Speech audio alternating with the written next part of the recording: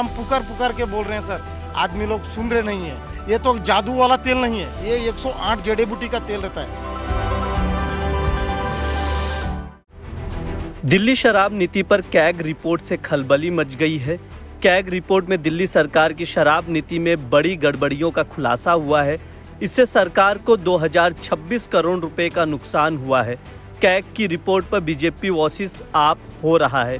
देखिए, चुनाव का दलाल आप दिल्ली के खुशियों को हटा करके और दलाल की भूमिका निभाने वाले आम आदमी पार्टी के मुखिया अरविंद केजरीवाल की सारी जो भ्रष्टाचार की कहानी है वो सीएजी ने बता दी है। 2000 करोड़ से ज्यादा का सीधा एक्साइज पॉलिसी में लूट दिल्ली का, ये वही सीएजी रिपोर्ट है जिसको अरविंद केजरीवाल कभी 2013 में हाथों में लहरा करके शीला दीक्षित जी के खिलाफ लड़ते थे, कांग्रेस को गाली देते थे, और आज वही सीएजी रिपोर्ट अरविंद केजरीवाल को एक बड़ा भ्रष्टाचारी, एक बहुत बड़ा दलाल घोषित कर दिया है। इन लोगों ने पूरी कोशिश करके सीएजी की रिपोर्ट को सदन में आने नहीं दिया, विधानसभा के फ्लोर पे, लेकिन आज किसी भी तरह से उसके पन्ने जो लोगों तक और मीडिया तक पहुंच रहे हैं, हमारे तक पहुंच रहे हैं, उसकी जानकारी दिल्ली को हैरान करने वाली है। देखिए, सीएजी रिपोर्ट की जो जानकारी सूत्रों से मिल रही है, मीडिया रिपोर्ट्स में आया है 2026 करोड़ की घोटाला। ये कोई बहुत मामूली बात नहीं है।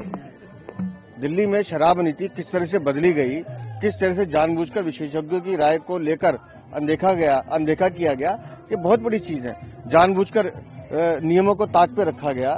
सीएजी अपना कैबिनेट कोई प्रस्ताव पारित नहीं किया गया, एलजी से कोई अप्रूवल नहीं ली गई। तो मुझे लगता है कि बार बार जो हम विषय उठा रहे थे कि शराब की दलाली में अरविंद केजरीवाल शामिल है और शराब मंत्री मनीष सिसोदिया ने जिस तरह से इस नीति को बनाया है, ये एक बहुत बड़ा घोटाला है।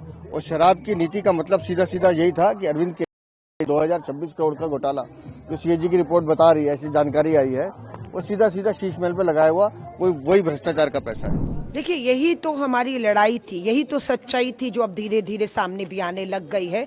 जब शराब नीति बीच कोरोना महामारी में लाई गई थी, उस समय लोगों को ऑक्सीजन की जरूरत थी और ये एक के साथ एक शराब की बोतल फ्री देने का इंतजाम कर रहे थे।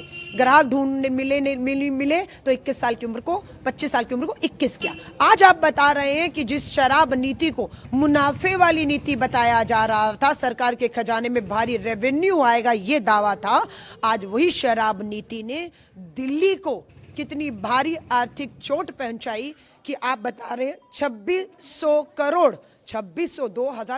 करोड़ का सरकारी रेवेन्यू में नुकसान हुआ है। ये कोई छोटी बात नहीं है और ये नुकसान किसी और का नहीं, जनता की गाड़ी, ईमानदार की मेहनत की जो कमाई थी, टैक्स पेयर का पैसा था। ये 2600 करोड़ रुपए का भारी नुकसान किसी और को नहीं, केजरीवाल जी या टेम्परेरी मुख्यमंत्री अतिशी मिर्लेना जी, लोगों को उठाना पड़ेगा। और बिल्कुल गलियों में घूम रही हूँ, लोगों के बीच में हूँ और ये सारी सच्चाई, ये मुद्दे बनेंगे।